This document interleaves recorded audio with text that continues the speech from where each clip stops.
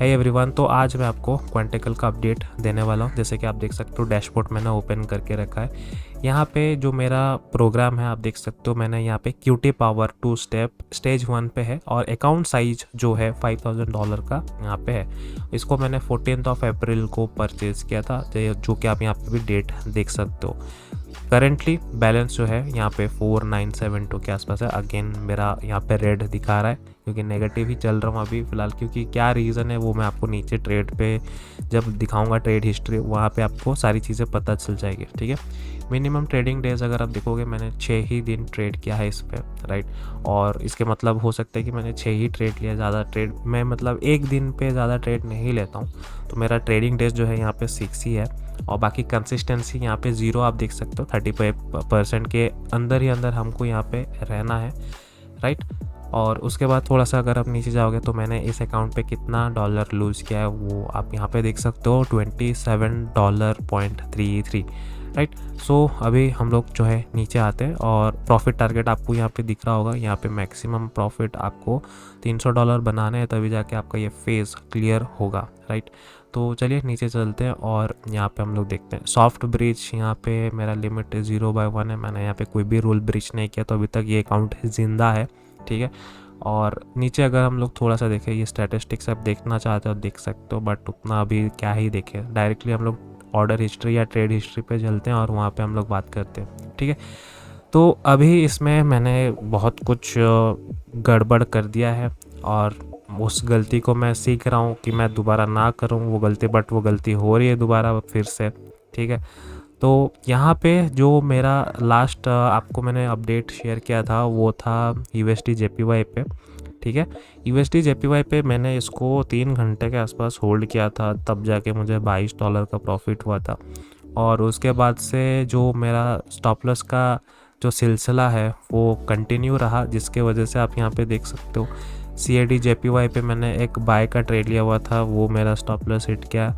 और USD CHF ये तो पूरा एनालिसिस सही था, बट फिर भी ये हम लोग का स्टॉप लॉस हिट कर दिया, जो कि आप देख सकते हो 16.52 के समथिंग दिख रहा होगा।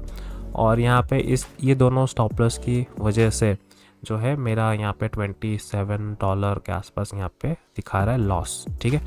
और उसके बाद जो लास्ट के जो 2 ट्रेड है वो एकदम सही ट्रेड थे, बट फोमो जो होता है ना, आपने सुना होगा कि फोमो जो फियर ऑफ मिसिंग आउट की वजह से, मतलब जो चल रहा है ट्रेड, ठीक है, एक तो फोमो है, दूसरा जो व्यू है वो तो मेरा एकदम सही है, जो कि यहाँ पे मैंने गोल्ड पे बाय किया था, फिर यहाँ पे नेक्स्ट डे जो है यहाँ पे सेल भी किया था, ठीक है।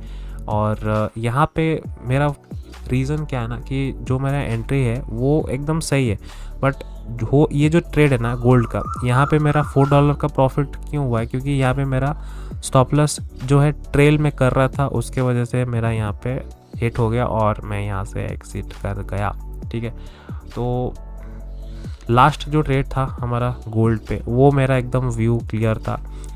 यहाँ पे भी मेरा स्टॉप लॉस हंटिंग हुआ, हो सकता है मैंने स्टॉप लॉस देने में कहीं ना कहीं गलती कर रहा हूँ, इस चीज़ को सुधारना पड़ेगा, राइट। यहाँ पे जो मेरा लास्ट ट्रेड था वो था 30 अप्रैल को, यहाँ पे आप देख सकते हो।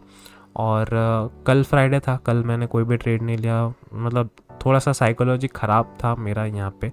मैं सोचा कि थोड़ा सा अभी वेट करते हैं, यहाँ पे हम लोग वेट करने के बाद हम लोग थोड़ा सा इसको बैक टेस्ट करेंगे, चीज़ों को देखेंगे किस तरीके से यहाँ पे काम कर रहा है। आप इसको चार्ट पे देखना कि जो मैंने इसको सेल किया था, जिस एरिया से मैंने इसको सेल किया था, यहाँ पे आप ओपन प्राइस में देखना, ठीक है। ओपन प्राइस में देखना, यहाँ पे जब इसको आप देखोगे ना, अभी करेंटली बहुत नीचे जा चुका है गोल्ड, ठीक है। मतलब अगर आप ये बोलोगे कि मेरा लगभग मतलब 50% जो इस अकाउंट का गोल था कि आप यहाँ पे आपको $300 बनाना है, मुझे लगता है कि $150 तो बन ही जाता, इतना फॉल हुआ था। और बीच बीच में कुछ सेटअप थे वो भी मैंने मिस किया था, जैसे बिटकॉइन हो गया, ठीक है, और भी बहुत सारे ट्रेड सेटअप था। तो साइकोलॉजी ख़राब होने की वजह से यहाँ पे भी मुझे ये दिक्कत दिखना पड़ा। तो हो सकता है भाई आपके साथ भी ऐसा हो, लेकिन देखो मैं नहीं चाहता कि ये अकाउंट को मैं एकदम ब्लॉक कर दूं। बहुत सारे लोग बोलते हैं कि क्वांटिकल स्कैम है, क्वांटिकल में स्प्रेड अच्छा नहीं है, तो पता नहीं, मुझे इसके बारे में कोई आइडिया नहीं, मुझे तो अभी तक वैसा कुछ दिक्कत नहीं हुआ है। अगर दिक्कत कभी इन फ्यूचर होता है तो मैं आपके साथ ज़रूर इस एक्सपीरियंस को शेयर करूँगा, क्योंकि यार देखो क्वांटिकल पे ना मैंने किसी तरीके से कोई पार्टनरशिप किया है, कुछ भी किया है, ठीक है। तो यहाँ पे मैंने अपने पैसे दे के इस अकाउंट को परचेज़ किया है। मैंने देखा है काफ़ी सारे डिस्कॉर्ड ग्रुप में या फिर टेलीग्राम ग्रुप में या फिर जहाँ पे भी कम्युनिटी है वहाँ पे क्वांटिकल को एक नेगेटिव चीज़ें बोलते हैं कि हाँ ये अच्छा नहीं है, ये नहीं है। हाँ मानता हूँ उनका एक चीज़ अच्छा नहीं है, वो है ये कंसिस्टेंसी, ठीक है। कंसिस्टेंसी रोल उनको बिल्कुल पसंद नहीं, क्योंकि आप यहाँ पे देखो अगर आप बैक टू बैक एक ही दिन में बहुत बड़े प्रॉफिट्स कर रहे हो तो वो चीज़ कहीं ना कहीं कंसिस्टेंसी का जो यहाँ पे रूल है 35% उससे ज़्यादा आ जाएगा, ठीक है। जो कि क्वांटिकल क्या चाहते हैं कि आप जो है कंसिस्टेंट प्रॉफिट करो, ना कि गैम्बलिंग जैसा एक दिन में प्रॉफिट कर दो फिर उसके बाद जो है बैक टू बैक लॉसेस चलते रहे, ठीक है। तो इसी वजह से उनका जो ये कंसिस्टेंसी रूल है लाया गया। तो बट देखो यार मैं मान के चलता हूँ कि हम लोग को हर बार ट्रेड करने की ज़रूरत नहीं है, हमें बस एक अच्छा ट्रेड ढूंढना रहता है जो सबसे बेस्ट रहेगा, उससे हम लोग जो है उसको ट्रेड करेंगे, राइट। भले ही उसका आउटपुट जो भी हो, स्टॉप लॉस दे, प्रॉफिट दे, हमको उससे क्या ही लेना देना, लेकिन हमको जो एक अच्छा ट्रेड चाहिए। अभी देखो मतलब एक चीज़ मैं आपको बताता हूँ कि ये जो अकाउंट साइज़ है वो $5000 का है, ठीक है।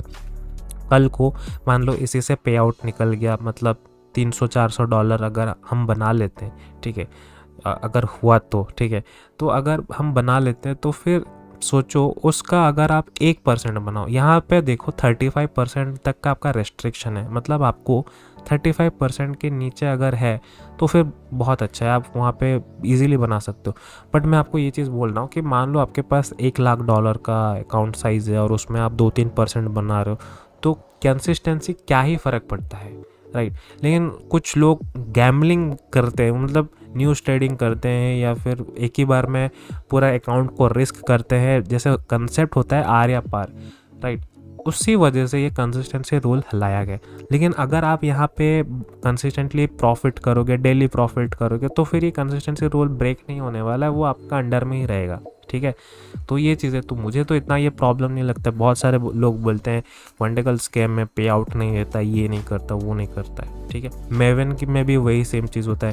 तो मेवन में भी मैंने अपने पैसे से ही अकाउंट परचेज़ किया है। थोड़ा सा बजट का इशू था जिसकी वजह से मैंने यहाँ पे मेवन को अकाउंट चूज़ किया, क्योंकि यहाँ पे भी ऑफर चल रहा था कि आप बाय करोगे तो जब आपका पे आउट निकलेगा तो उसमें आपका और एक अकाउंट फ्री देंगे, राइट। और भी बहुत सारे प्रॉफर में लाइक GFT वगैरह हो गया, यहाँ पे आपको $17 में आपको 5000 जो है अकाउंट साइज़ मिल रहा है और जो उसका रिफंड है वो भी आपको मिल जा रहा है। तो उतना तो अभी देखो अभी हर कोई यहाँ पे सस्ता में ही दे रहा है, राइट। तो उतना तो हम लोग नहीं कर सकते ना भाई, पैसा कहाँ से लाएंगे बार बार $17। अब देखो क्वांटिकल मुझे सस्ते में मिल रहा था 1100 के आसपास, $13 के आसपास, तो वो मुझे सस्ता, सबसे सस्ता लगा तो भाई मैंने ले लिया। अभी सब लोग बोलते हैं कि सस्ते के चक्कर में भाई यहाँ पे बहुत दिक्कत होता है। अभी मेरे को तो ऐसा कोई दिक्कत नहीं देखने को मिला है, और इसका स्प्रेड वगैरह जो भी है बिल्कुल सही है। मुझे कोई ऐसा मतलब बहुत बड़ा नहीं लगा कि हाँ स्प्रेड इसका ख़राब। मेवन का तो भाई और स्प्रेड बहुत ख़तरनाक है। गोल्ड में अगर आप देखोगे ना उस पर मतलब कि जो बीड और आस का जो डिफरेंस है ना, मतलब एकदम ना के बराबर, मतलब 0.25 के आसपास से डिफरेंस ही होगा। पिप्स की मैं बात करूँ उससे ज़्यादा है ही नहीं, ठीक है। तो वो भी मुझे काफ़ी अच्छा लगा। तो सबसे पहला जो हम लोग का टारगेट रहने वाला है वो क्वांटिकल को लेके रहने वाला है, ठीक है। और उसके बाद इसमें जो भी आउटपुट होगा, जो भी रिज़ल्ट होगा, वो तो मैं आपको हर वीकेंड शेयर कर ही दूंगा। और अगर मान लो ये कुछ हो जाता है इस अकाउंट को, भगवान ना करे कुछ हो बोल के, बट स्टिल अगर कुछ होता है तो फिर हम लोग मेवन को ट्रेड करने वाले हैं। और अगर ये अकाउंट पास भी हो जाता है ना, तो ये अकाउंट पास हो जाने के बाद हम लोग फिर मेवन का जो चैलेंज है उसको हम लोग जो है ट्रेड को प्लान करने वाले हैं। क्योंकि देखो यार ये एक जर्नी है, और इस जर्नी को जब तक आप खुद से स्टार्ट नहीं करोगे, खुद चीज़ें एक्सपीरियंस नहीं करोगे, तो फिर आप कुछ चीज़ें सीख ही नहीं पाओगे। ये बहुत इंपॉर्टेंट चीज़ है यार। मुझे जो सीखने को मिला है वो शेयर कर रहा हूँ। हो सकता है आपको ये चीज़ें बकवास लग रही होगी, बट ये मैं अपने लिए ही वीडियो को डॉक्यूमेंट कर रहा हूँ, मुझे बाद में पता चले कि भाई मैं क्या गलती कर रहा हूँ, ठीक है। तो बस वीडियो को यहीं पे एंड करते हैं। Thank you so much video को देखने के लिए। तो मैं आपसे मिलता हूँ नेक्स्ट वीडियो पे। बाय।